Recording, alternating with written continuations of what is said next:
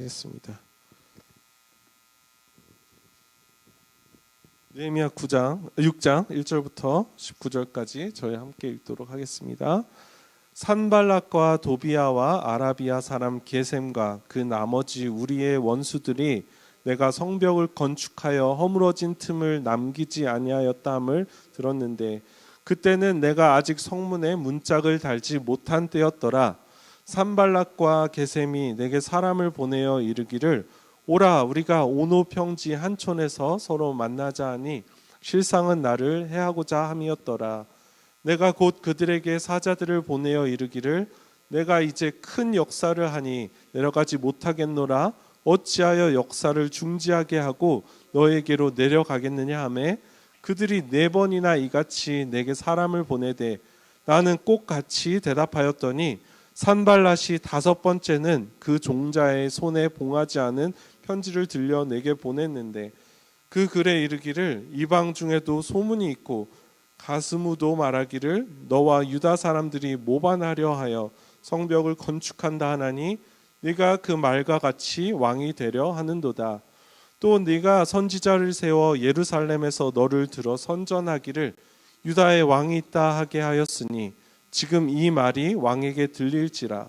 그런즉 너는 이제 오라 함께 의논하자 하였기로 내가 사람을 보내어 그에게 이르기를 네가 말한 바 이런 일이 없는 일이요 네 마음에서 지어낸 것이라 하였나니 이는 그들이 다 우리를 두렵게 하고자 하여 말하기를 그들의 손이 피곤하여 역사를 중지하고 이루지 못하리라 함이라.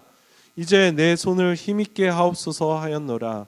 이후에 무에다벨의 손자 들라야의 아들 스마야가 두문분출하기로 내가 그 집에 가니 그가 이르기를 그들이 너를 죽이러 올 터이니 우리가 하나님의 전으로 가서 외소 안에서 머물고 그 문을 닫자 저들이 반드시 밤에 와서 너를 죽이리라 하기로 내가 이르기를 나 같은 자가 어찌 도망하여 나 같은 몸이면 누가 외소에 들어가서 생명을 보존하겠느냐 나는 들어가지 않겠노라 하고 깨달은즉 그는 하나님께서 보내신 바가 아니라 도비아와 산발랏에게 뇌물을 받고 내게 이런 예언을 함이라. 그들이 뇌물을 준 까닭은 나를 두렵게 하고 이렇게 함으로 범죄하게 하고 악한 말을 지어 나를 비방하려 함이었느니라. 내 하나님이여 도비아와 산발락과 여선지자 노아다와 그 남은 선지자들 곧 나를 두렵게 하고자 한 자들의 소행을 기억하옵소서 하였노라. 성벽 역사가 52일 만인 엘룰월 25일에 끝남에 우리의 모든 대적과 주위에 있는 이방 족속들이 이를 듣고 다 두려워하여 크게 낙담하였으니 그들이 우리 하나님께서 이 역사를 이루신 것을 알미니라. 또한 그때 유다의 귀족들이 여러 번 도비아에게 편지하였고 도비아의 편지도 그들에게 이르렀으니 도비아는 아라의 아들 스가냐의 사위가 되었고 도비아의 아들 여호하난도 베레가의 아들 무술람의 딸을 아내로 맞이하였으므로 유다에서 그와 동맹한 자가 많음이라. 그들이 도비아의 선행을 내 앞에 말하고 또 내 말도 그에게 전하매 도비아가 내게 편지하여 나를 두렵게 하고자 하였느니라. 아멘. 아멘. 네, 좀 긴 본문이죠. 성도 여러분들 어떻게 집중하면서 읽으셨는지 모르겠어요. 저희가 시간도 시간이고 한번 느헤미야는 그냥 쭉 읽어보시면 좋겠어요. 쭉 읽어도 잘 천천히 집중해서 읽으면은 이해가 잘 되는 그런 말씀입니다.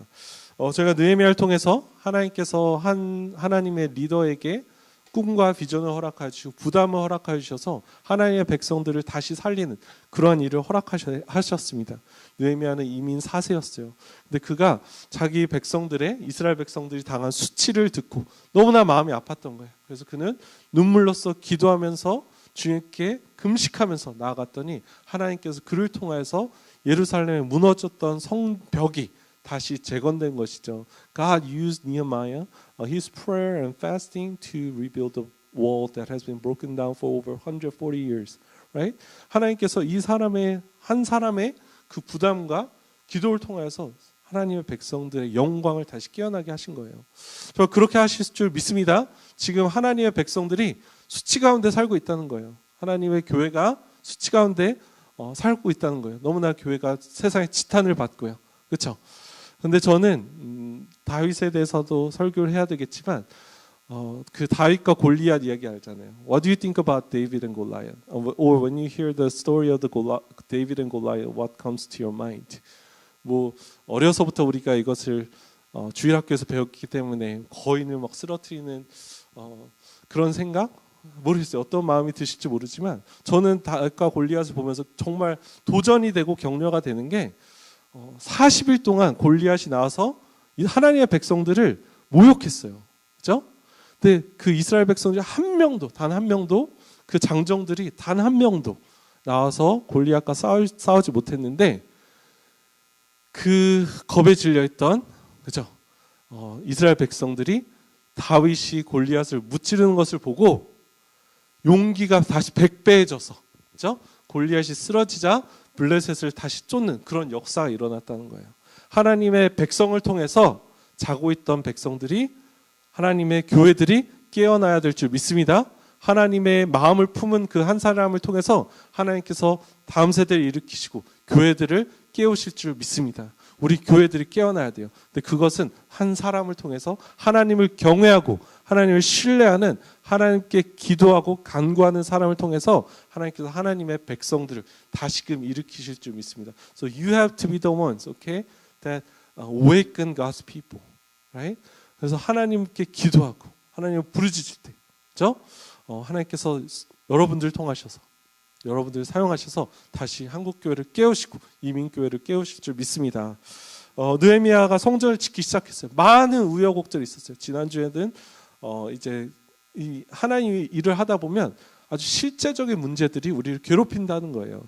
하나님의 백성들이 음식이 없어서 아니면 그 세금을 내야 되기 때문에 그 실제적인 문제들 때문에 어려움을 당했는데 그것에 있어서 느헤미야가 as he trusts in the Lord 이것을 지혜롭게 감당했다는 것이죠. We should never underestimate 그런 일상에서 일어나는 그런 문제들. 그렇죠? 우리 교회를 하면서 믿음으로 이겨내야죠. 그런 말 할 때가 너무나 많다는 거예요. 근데 그것처럼 무책임한 말이 없다는 거예요. 하나님은 하나님의 백성들이 어려움을 당할 때요. 사도행전의 교회도 그렇고요. 그냥 믿음으로 버텨내십시오 하지 않으셨다는 거예요.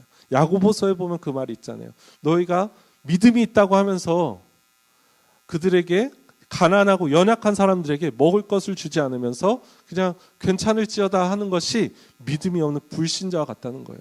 행함이 있는 믿음이 있어야 한다는 것이죠. 그리고 하나님께서는 교회의 어려움들을 간과하지 아니하시고, 그렇죠? 교회가 어려움을 당할 때 하나님의 백성들을 통해서 예루살렘 교회들은요 자신들이 가진 물건들을 통용했어요.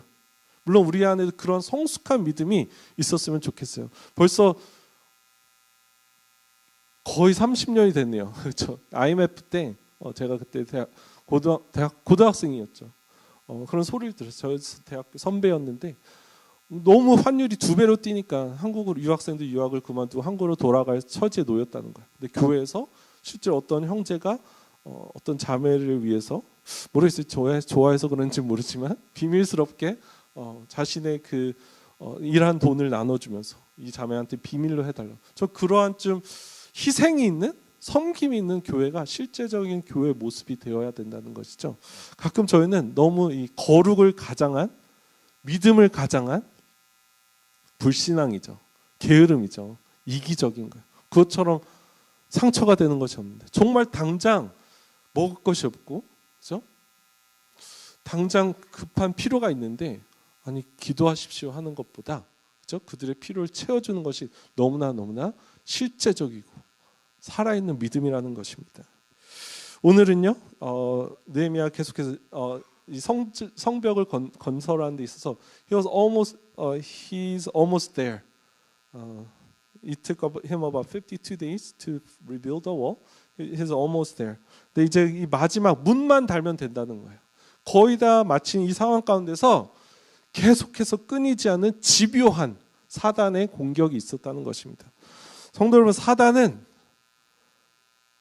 절대로 우리를 가만두지 않습니다. 그렇죠? 저희 교회가 다시 뛰어보려고 하고 열심히 해보려고 하고 서로 잘 되는 것 같고 회복되는 것 다 보일지라도 저 계속해서 경계의 끈을 놓치면 안 된다는 거예요. 사단은 우리를 방해하는, 사단의 별명은요 대적하는 사람이라는 거예요. 거짓의 아비고 참소자이고, 그렇죠? 하나님의 사람들에게 딴지를 거는 것이 사단의 일이라는 거예요. 근데 사단이 어떻게 하냐면 모든 수단과 방법을 가리지 아니하고, 특별히 리더들을 흔들면서, 그렇죠? 하나님의 일을 중단시키려고 가진 수단과 노력을 가리지 않는다는 것입니다. 오늘 말씀을 보면 얼마나 사단이 집요한지요. 산발락과 도비아라는 악한 인물들이요. 이스라엘이 흥하면 정말 손해를 본 직접적인 그런 이해관계 가운데 있었던 사마리아 주변에 있었던 그런 사람들이었어요. 이들은 처음부터 끝까지 등장하면서 느헤미야를 계속해서 괴롭혔는데, 이들이 얼마나 집요한지, 계속해서 이제 협박을 해도 안 되고, 그죠? 거의 이제 성벽이 완성되려고 하니까 사람들을 계속해서 보냈다는 거예요. 그러면서 너희 1절부터 보면 우리 한번 만나자. 계속해서 사람을 보내는 것이죠. 그들이 4번이나 이같이 내게 사람을 보냈다는 거예요. 그 오노평지라는 으슥한 곳에 가서 느헤미야를 아무리 방해하고 겁을 줘도 안 되니까 느헤미야를 죽이려는 그런 계략을 세웠다는 것이죠. 느헤미야를 넘어뜨리려고 끝까지 발악을 하는 것이었습니다. 하나님의 일을 다시 한번 말씀드리지만 방해하는 것 중에 가장 효과적인 방법이 리더들을, 하나님의 사람들을 넘어뜨리는 것 같아요. 제가 목회하면서 이제 원래 선교단체라는 데 있다, 선교단체에 있다가, 선교단체는 교회에 대해서 약간 좀 삐딱한 시선이 있어요. 교회가 못하는 일을 선교단체가 해야 된다. 그래서 오랜 기간 이제 목사님들에 대해서 듣고, 또 목사님들에 대해서 이제 뉴스를 통해서 많이 접하잖아요. 제가 목회자가 되고 교회에 들어와서 목사님을 보면서 느끼는 것은 생각보다 훌륭한 목사님이 참 많다는 거예요. 저는 목사인데도 항상 목사에 대한 저도 그런 말 자주 하잖아요. 목사에 대한 삐딱한 시선이 있었어요. 왜냐하면 뉴스를 보면요, 세상에 정상적인 목사는 없어 보이잖아요. 되게 부족하고 비리도 많고, 그렇죠? 항상 그런 시선을 가지고 목사님들을 봐왔는데, 뭐 저부터 목사니까 이런 말 좀 조심스럽지만 목사님들의 모임에 가서 보면은 정말 훌륭한 목사님들이 되게 많으신 거예요. 저는 목사님들이 모이면 항상 그냥 비즈니스 얘기할 줄 알았어요. 왜냐하면 항상 그렇게 들었거든요. 목사들은 세상에서 보여지는 그런 것들을 보면은 목사님들은 겉으로는 되게 거룩해 보이고, 그죠? 하지만 함께 자기 있을 때 굉장히 인간적일 줄 알았어요. 그죠? 사람 우리가 다 인간이기 때문에. 근데 저희 지방에 가서도 그렇고 목사님들 만나보면 아니 이렇게 훌륭한 목사님들이 이렇게 많았구나. 깜짝깜짝 놀라는 거죠. 정말 훌륭한 목사님들이 많으시더라고요. 저희는 목사들에 대해서 좀 부정적인 생각을 갖고 있지만, 아니 돈 많이 벌려고 국위 영화를 누리려고 목회에 뛰어드는 사람이 얼마나 많겠어요. 많지 않다는 거예요. 그렇죠? 이왕 그렇게 돈을 벌고 싶었으면 세상 직업을 가졌겠죠. 목사들도 꽤 공부를 많이 해야 됩니다. 그렇죠? 굳이 목회를 뛰어들 필요가 없다는 거예요. 이런 순수한 마음으로 목사들이 목회를 시작한다는 것이죠. 요는 비난받으시는 목사님들, 그분들이 처음부터 이렇게 나쁜 동기로 목사가 되기로 했다는 것이 되기로 한 것이 아니라는 거예요. 처음부터 나쁜 마음을 가지고 한 것이 아닌데 목회를 하다 보면서, 그렇죠? 그 초심을 잃어버리는 거죠. 초심을 잃어버리는 것이 리더로서의 굉장히 두려운 일이라는 것입니다. 목사뿐만이 아니라 정치인들도 마찬가지죠. 저희는 정치인들 보면 이 썩어 빠진 사람들, 그렇게 비리의 온상으로 그들을 바라보잖아요. 근데 대부분의 정치인들은 내가 비리를 저질러야지 하고 정치계에 뛰어드는 것이 아니라 나라를 바꿔봐야지, 순수한 마음으로 정치인이 된다는 거예요. 근데 하다 보니까 상황을 무시할 수가 없고, 그렇죠? 저도 이제 담임 목회한 지 몇 달 안 됐잖아요, 그렇죠? 담임 목회하기 전에는 말씀대로 해야지, 얼마나 이게 교만한 말인지 모르겠어요. 모든 목사님들이 다 말씀대로 하고 싶어 한다는 거예요. 근데 교회 성도님들과 함께 교회는 책대로만 이렇게 할 수가 없는 것이더라고요. 어쩔 수 없이 타협을 하다 보면서 교회 상황에 맞게 하다 보니까 타협이 되어지고, 그렇죠? 리더들이 시간이 되면서 변질되어 간다는 거예요. 사단은요, 계속해서 끊임없이 우리를 넘어뜨리기 위해서 공격한다는 것이죠. 타협하자고 그러고요, 인정에 호소한다는 거예요. 계속해서 뭐 교회에서, 저희가 교회에서 무슨 뭐 인정을 호소를 하겠습니까? 근데 뭐 정치인들, 비리에 연루되는 사람들 보면은 인정에 호소를 하고, 그렇죠? 친인척 비리들이 일어나고, 끊임없이 사단은 연약한 부분을 건들고 물고 늘어진다는 것입니다. 그리고 그것이 결국엔 도덕성의 문제로 연결이 되고요. 이 연약함이 어쩌면 게으름의 개인적인 부분일 수도 있어요. 넘어지기 쉬운 죄악일 수도 있고요. 혈기일 수도 있고요. 음란일 수도 있고요. 사치. 이러한 연약한 부분들을 사단이 계속해서 물고 늘어진다는 거예요.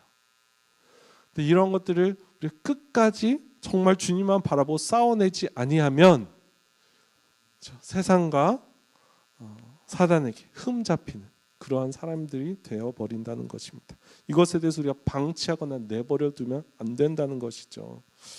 반드시 우리 안에 있는 그런 연약함들을 주님 앞에서 해결을 봐야 한다는 거예요.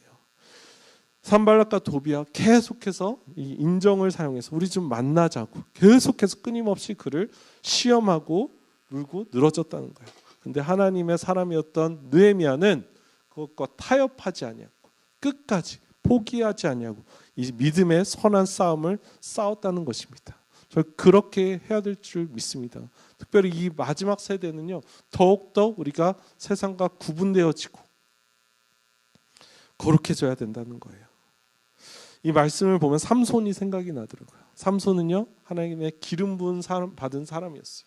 근데 그가 여자에 약했죠. 저희가 아는 것은 그는 등장하자마자 하나님의 능력을 받은 사람이었음에도 불구하고 그 연약함이 여자였어요. 근데 이 여자에서 정확하게 선을 긋지 못하는 거예요. 하나님께서 머리에 삭도를 대지 말라고 하셨음에도 불구하고 자신도 그것이 잘못된 것이었음을 알았음에도 불구하고 계속해서 여지를 두는 것이죠. 계속해서 들릴라에게 들어가서 나의 머리를 묶으면 돼. 조금씩 여지를 두다가 결국에는 자신의 머리를 비밀을 노출하게 되고, 그렇죠? 어떻게 되죠? 하나님의 기름 부었던, 부르심을 받았던, 어떻게 보면 성경에서 삼손처럼 많은 은사를 받은 사람이 없어요. 그는 지혜도 있었어요. 사람들이 삼손이 우둔했다고 하지만 그는 사람들이 풀 수 없는 그런 수수께끼를 낼 수 있는 지혜로운 사람이었다는 거예요. 리더십이 있었고요. 힘이 있었어요. 괴력의 사나이였다는 거예요. 근데 그가 계속해서 정확하게 끊어내지 못하고 계속해서 여지를 줬다는 거예요. 그러자 그 하나님의 기름 부음을 받았던 삼손이 그 영광을 잃어버리고, 너무 그의 마지막은 너무나 비참하죠. 두 눈이 뽑혀서 세상의 조롱거리가 되는. 다시 한번 말씀드리지만 세상에 얼마나 많은 멋진 하나님의 일꾼들이 있는지요. 너무나 열정적으로 하나님의 사역에 뛰어들고 너무나 장래가 기대되는 그러한 젊은 사역자들이, 젊은 일꾼들이 하나님의 사람들이 있다는 거예요. 근데 그들이 명확하게 선을 긋지 않는다면, 기준을 세우지 않는다면, 죄를 끊어버리지 않는다면, 연약함을 해결하고 넘어가지 않는다면 결국에는 세상에 사단의 조롱거리가 될 수밖에 없다는 것입니다. 에베소서 5장 3절 이렇게 말해요.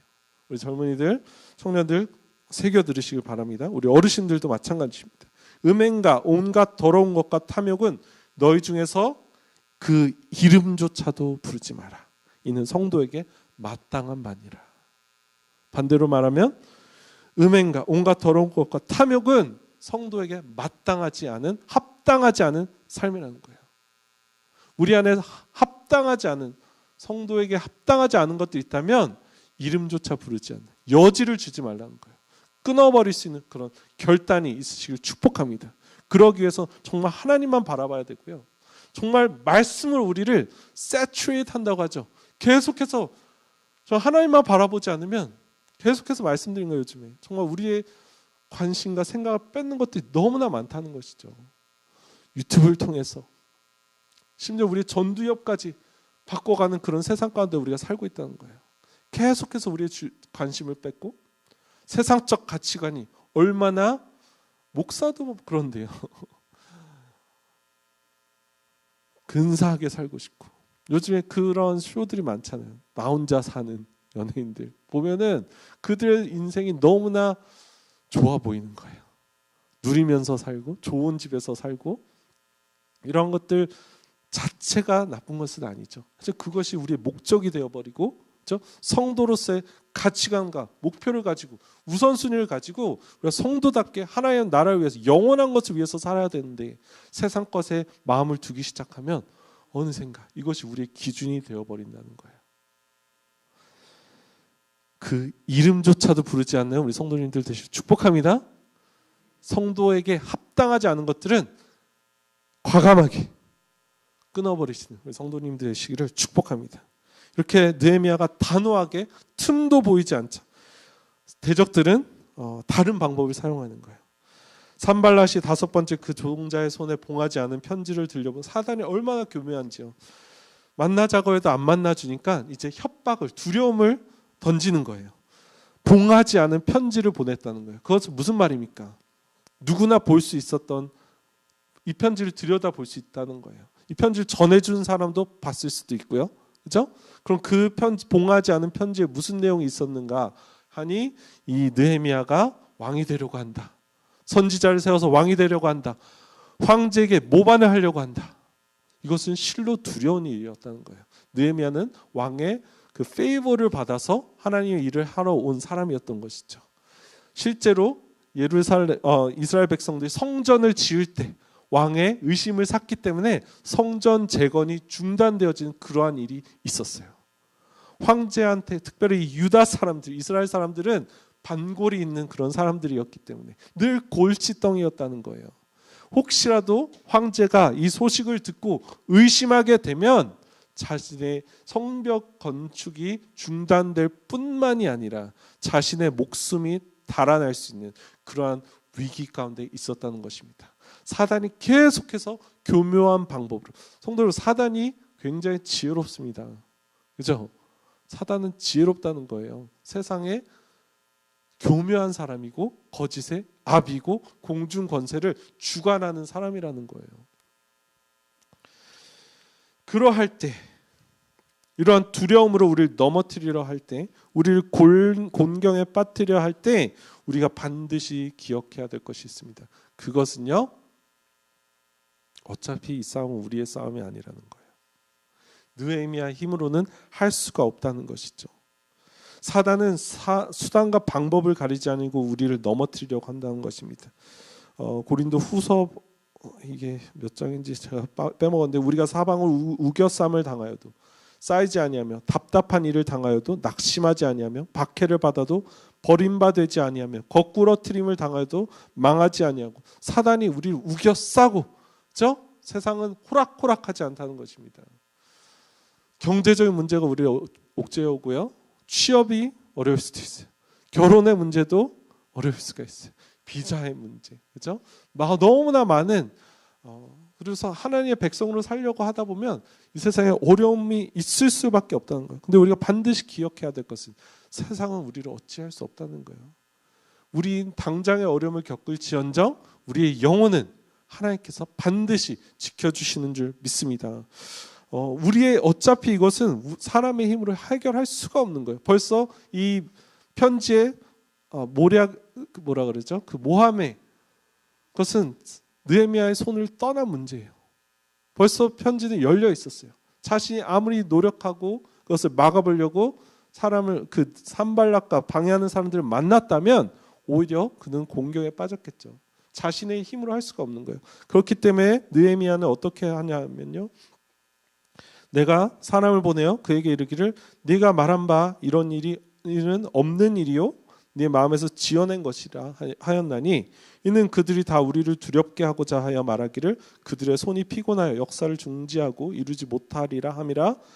두려웠다는 거예요. 하지만 이것에 대해서 자기가 어떻게 할 수가 없는 거예요. 그렇죠? 그러한 일에 있어서 우리 어떻게 해야 되냐 하면 이제 내 손을 힘있게 하옵소서 하였노라. 하나님만 바라보는 거예요.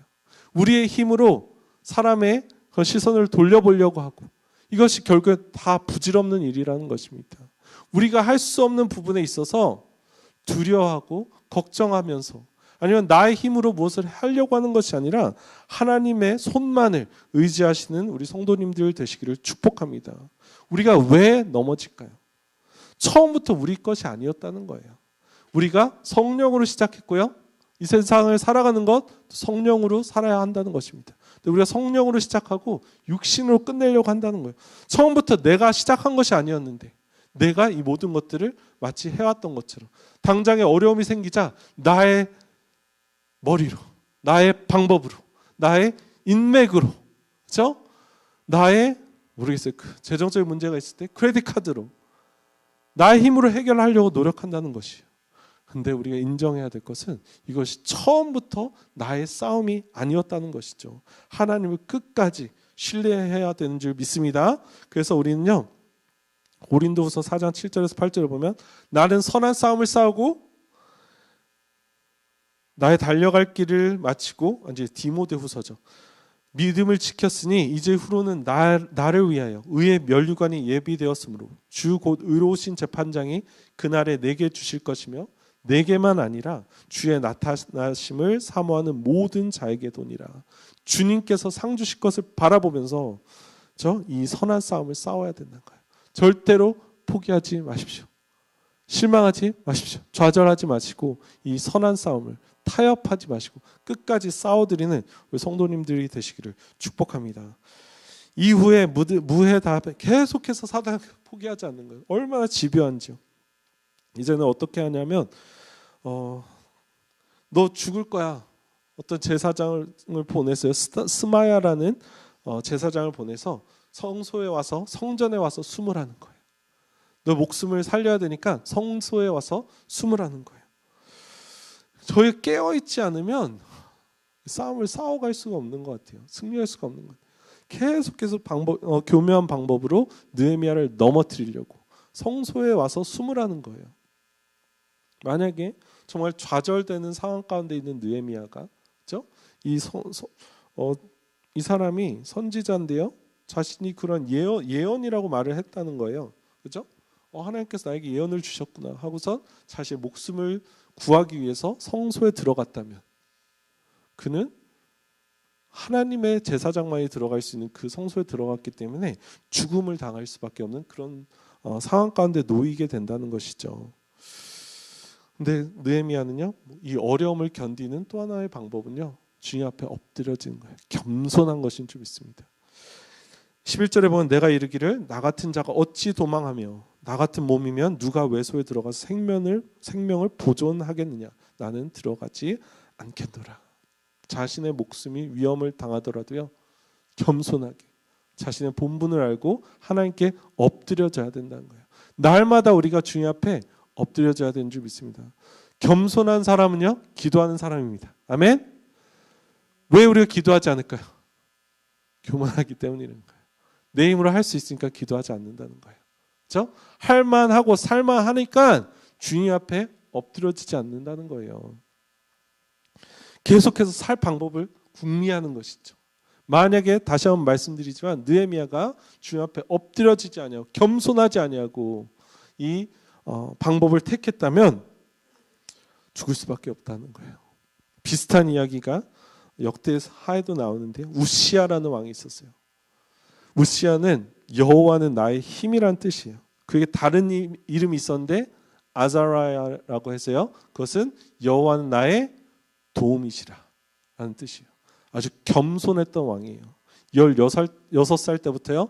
하나님을 신뢰했고 하나님께서 우시야를 통해서 이스라엘의 부흥을 허락해 주셨어요. 근데 나중에 노년에 그가 교만해져서 제사장만 드릴 수 있는 그 분향을 자기가 드려버린 거예요. 아까 이름이 뭐라 그랬죠? 여호와는 나의 도움이시라.